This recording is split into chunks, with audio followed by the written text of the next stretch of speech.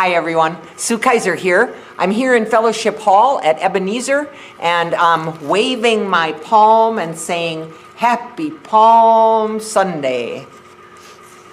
Today, Palm Sunday, is the day that Jesus entered Jerusalem for the celebration of the Passover. It's the day that he is greeted by palms waving and cheering crowds. It's also the beginning of what we call Holy Week, and that is where our lesson today will take us, through Holy Week. But a few things that I forgot to mention when I actually taped the lesson, so I added this little intro. So, first thing, all grade levels are invited to this lesson today, kindergarten through 6th grade, no separation of the two. Also, Rev Lori has a wonderful children's reflection in her service for us today, so be sure that you listen for it when you watch the service. 2 art projects will be coming along in the online lesson, the sheets to do them. One of them is this cross, and you can take that cross and you could color it if you want to, or you could do words like a puzzle, like a crossword puzzle. This one says, Jesus blessed us, and then you could color it if you wanted to. And then, if you wanted to, you could do one of those puzzles and color it and then cut it out. So you could have these crosses around your house where you could help decorate for Easter if you want to. So that's one of the art projects. And then the other one is palms to crosses. And this is like the instructional piece, you know, taking you through the 1, 2, 3, 4, 5, all the way up to 9 different steps, I think it is. Anyway, the different phases of the bending of the palm frond. So this is the palm frond. You'll see that it's quite long all the way to the tip. What you're going to want to do is cut that tip off. You can, oh, I forget which way to move. There we go. Got to cut that little tip off with the scissor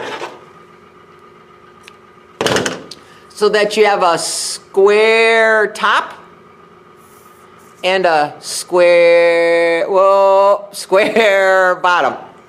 And then it really does bend and twist and move into what is finally, if we can see that just a little bit, a cross. Yeah, right, I'm going backwards again. So right over here, it comes into the final cross mode. And it's not hard. Your parents will probably have to help you with it, of course, but it is easy enough to do. And these palm fronds are pliable enough to move and bend the way they need to. There are going to be a supply of these in the garden of Ebenezer. The garden is on the west side of the building, so it's on the outside of Fellowship Hall. And there will be a bucket right by the door to the church in the garden with the fronds in. So you can drive by anytime you want to and pick one up and do the palm into crosses art activity. Let's see, what else do I have for you? Oh, excuse me, I have to go get my phone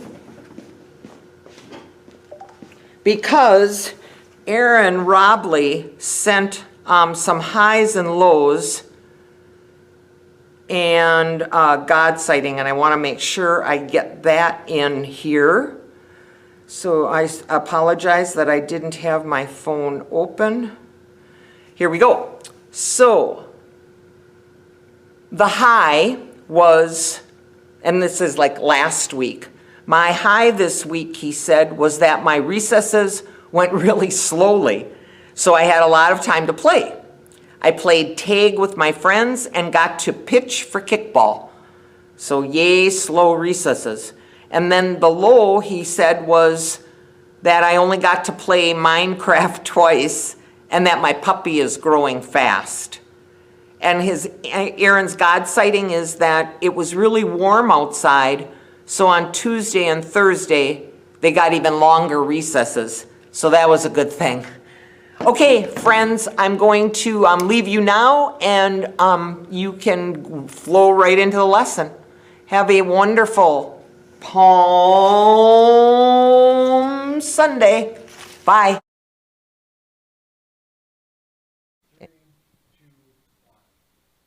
Hi, Sue Kaiser here. As you can see, I'm in Ebenezer's sanctuary.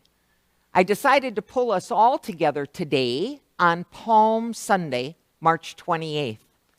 I decided to get us all from kindergarten all the way through 6th grade together because I decided to share the exact same story with you all today. It's the story of 7 days of Jesus' life, starting with today, Palm Sunday, and traveling through to Maundy, Thursday, when Jesus shared a last meal with the disciples. We then move into Good Friday, the day Jesus was crucified, and we end our 7-day journey a week from now on Easter Sunday, the day Jesus rises. Our story today has a lot of different feelings in it. When we start here on Palm Sunday, people are happy, excited. What do you think that might look like? Lots of smiles, lots of shouts. In fact, they even shouted, "Blessed is the King who comes in the name of the Lord." I have some motions for that. It's blessed, like a crown. Blessed is the King who comes in the name of the Lord. But then as we start to travel, people begin to get a little irritated and angry with Jesus. You know, kind of, shame on you, Jesus, naughty Jesus. And on Good Friday, when Jesus is crucified, people are, well, they're just so sad. But then, on Easter Sunday, the greatest joy imaginable enters people's hearts as they hear the good news that Jesus has risen. So are you ready? Ready to hear the story? Well, come on, don't be afraid. I'll take your hand, and we'll take the journey through all of these feelings together, just like God wants us to. Come, listen to the story of Jesus' last days.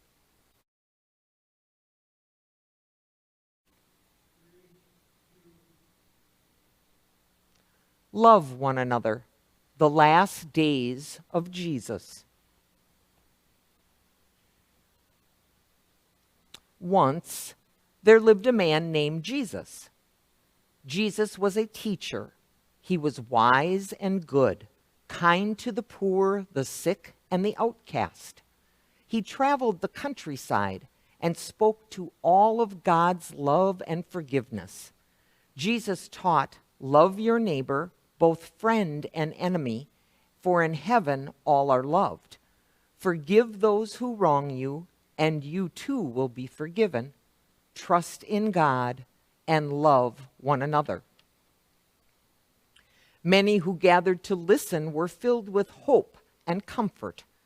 Jesus taught, God is always near. Heaven is all around us even now. We have only to look for it. Some who heard Jesus' teachings wanted to be with him always, to learn his ways and wisdom. They left all they had and became his disciples. They did not always understand what Jesus taught, but they loved him as he loved them. One day, Jesus led his disciples to the great city of Jerusalem. When he entered the gates of the city, people cheered as if he were a king. Jesus went to the holy temple and began to teach. and again he spoke of love. A man asked, "Which of all teaching is greatest?" Jesus answered, "Love God and love one another. These teachings together are the greatest." Crowds drew near to hear Jesus' simple but powerful words. The temple priests grew angry with him and envious. "Does he think he is wiser than we are?" they grumbled to one another. "Does he think he is a new king?" All week, as Jesus taught in the temple, the priests plotted how to arrest him. One evening, Jesus gathered his disciples for a meal away from the crowds. "I have wanted to be with you one last time," Jesus said, "for soon, I fear, one of you will betray me." The disciples were saddened and alarmed. They each asked, "Do you mean me?" And they wondered which of them could betray the teacher they loved. They did not know that for 30 silver coins, the disciple named Judas had agreed to help the priests arrest Jesus. Later, Jesus and the disciples went together to a garden. Only Judas did not follow them. Jesus was deeply grieved and troubled. He knew that something terrible would soon happen. He asked his disciples to keep watch while he prayed. The disciples wanted to do as Jesus asked, but they were weary and could not stay awake. Full of sorrow, Jesus prayed alone. "Whatever may come, let God's will be done."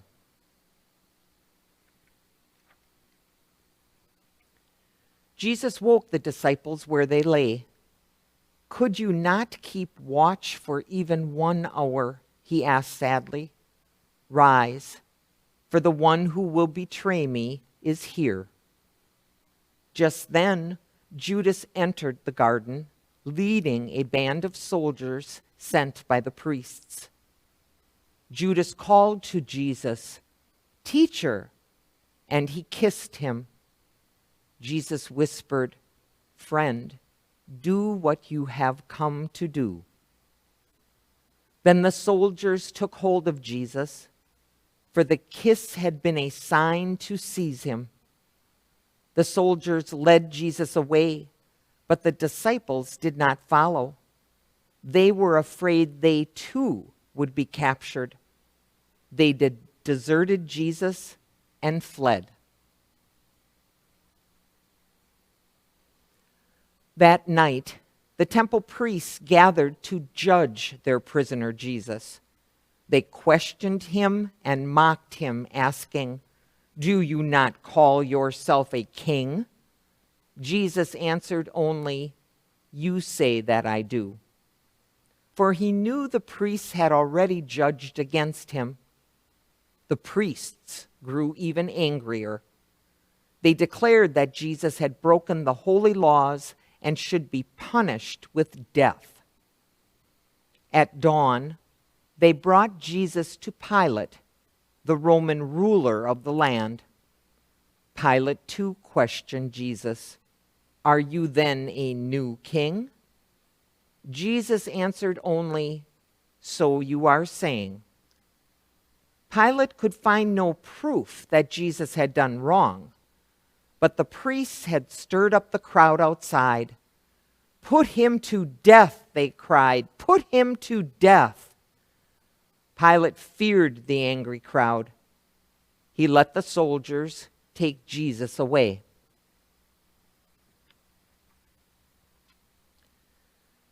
The soldiers brought Jesus to a hill outside the city, and they put him on a cross.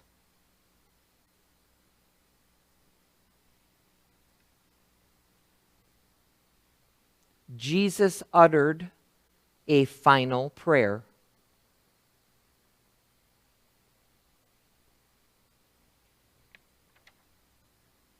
And then Jesus died.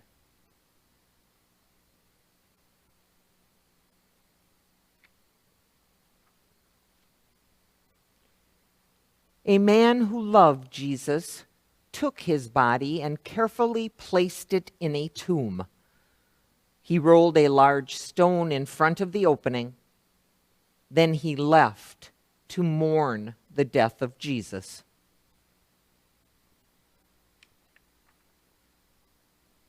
Two days later, another friend of Jesus, a woman named Mary, came to the tomb. The large stone had been rolled away. Mary looked inside the dark opening. The tomb was empty. Mary began to cry. She was afraid that someone had taken Jesus' body. Then she saw a man close by. She heard him ask, "Why are you crying?" And she answered, "Someone has taken our dear teacher away. Can you tell me where?" Then she heard the man call her by name, "Mary." Suddenly, she knew him. It was Jesus she saw before her. She heard him say, "Go, tell the others what you have seen."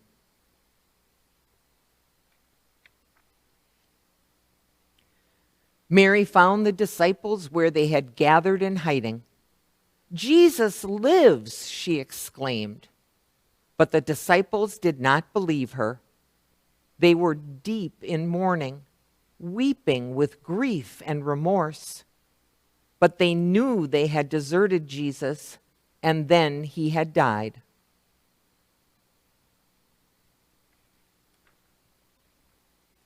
Suddenly, they saw Jesus there among them. The disciples were startled and afraid. "Do not be troubled," they heard Jesus say. "Be at peace, and know that I am with you always." Then the disciples rejoiced. Their grief was ended, for Jesus had died, and yet he lived. "Go now," they heard Jesus say. "Teach others as I have taught you. Forgive and love. As I have loved you, so you must love one another." The disciples were filled with great peace and happiness, for now they understood in their hearts what Jesus had taught. They knew their wrongs were forgiven, and that love was greater than hate, greater even than death.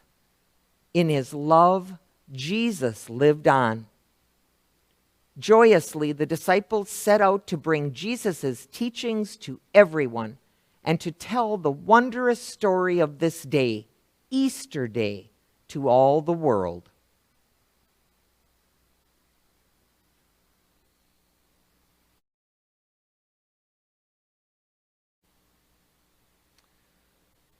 Remember when I started the class today and I talked a little bit about the feelings and emotions that people would have as we travel through these 7 days of Jesus' life? Today, on Palm Sunday, everybody's happy, totally excited. Like when you get to see your favorite sport person, or maybe you have a favorite singer that you got to go see in concert, and there's just excitement and energy in the air. Remember, the people were saying, "Blessed is the King who comes in the name of the Lord." Everybody was happy to see Jesus. But then as we travel through the next couple of days, people, especially the priests and the Pharisees, were getting angrier and angrier at Jesus, more and more envious of Jesus and all the love that was being poured out for Jesus and none for them. Well, things started turning a little bit, and we moved into Maundy Thursday, when Jesus pulled all of his disciples around the table for a meal, for a Last Supper. His 12 best friends. I wonder how they felt that night. Because among the 12 is Judas. Judas, the disciple who was going to end up betraying Jesus and turning him over to the guards. I wonder how the disciples felt listening to Jesus tell some of his last story. When he picked up the bread from the plate and said, "Here is my body broken for you. Take, eat, and remember me." And likewise, he picked up the wine, poured it into a cup, and said, "Here, this is my blood that I shed for you. Take, drink, and remember me." I wonder how the disciples felt. And then we move into the evening when they go into the garden, and Judas betrays Jesus, and they take Jesus away. And on Good Friday, Jesus is crucified on a cross. And all those people that praised him on Palm Sunday, well, now they're shouting, "Crucify him, crucify him," and watching him die on a cross. And I wonder what they felt that day. I wonder what the Roman soldiers felt that day as they watched Jesus die on the cross. I wonder what the other criminals, one on the right and one on the left of Jesus, felt. But do you know who else had those feelings? Jesus did. Because Jesus was human just like us. So he felt all of those same things. Happy, sad, bewildered, frustrated, angry, and oh so rejoiceful on Easter Sunday when he rose and joined God in heaven. Being able to praise Jesus through all of these emotions helps keep us focused on what Jesus wants us to do, which is love one another and go out and do his good works. Spread that good news.